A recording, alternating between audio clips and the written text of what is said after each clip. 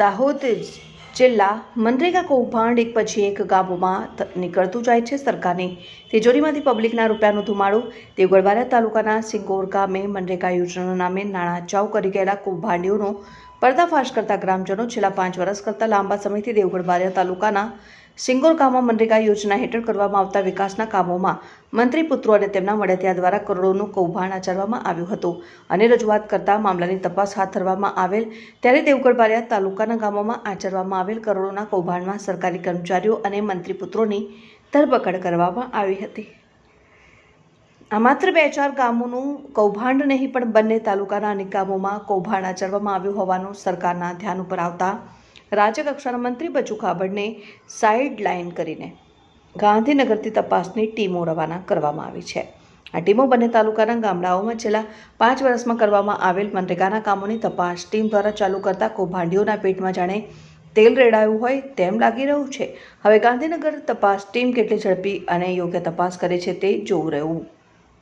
TV 18 network સાથે reporter Imran Sheikh, Devgadh Bariya તાલુકો, જિલ્લો દાહોદ। ગ્રામ પંચાયતનું આ મકાન કેટલા વર્ષોથી બની ચૂક્યું છે, પણ એની હાલત તમે દેખો। આ હાલત આ દરવાજા બારી બધું તૂટેલ ફૂટેલ છે, આની અંદર બિયર બાટલીના બધા કાચ ને આ બધું અંદર પડ્યું છે। આજ દી સુધી કોઈ અધિકારી આમાં આવીને બેઠો નથી। તો આટલું બધું ગામમાં ભ્રષ્ટાચાર, જે પૈસા જે ઉપયોગ થયો છે એ ગામનો પૈસાનો ઉપયોગ થયેલો છે। કે આ લોકો કોઈ અધિકારી બી નહીં આવતા કે અહીંયા કઈ રીતનો પ્રોબ્લેમ થયો છે, શું છે। હવે અમારી માંગ એવી છે કે આ ગ્રામ પંચાયત આ જે સોરો છે ચાલુ કરાવે તો પછી આને તોડી નાખે તો સારું।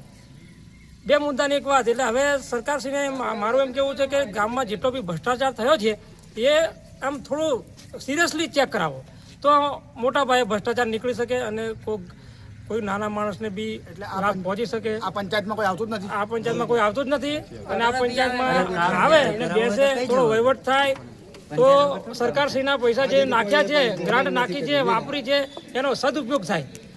એના માટે સરકારશ્રીને કહેવા માંગીએ છીએ કે આનો ચાલુ કરાવો। અમારે આ પંચાયતનો તલાટી કઈ ગયો? આ પંચાયતનો તલાટી આ પંચાયત કોઈ દેખ્યો નથી આપણે, એટલે આપણે આ વસ્તુ ખબર નથી।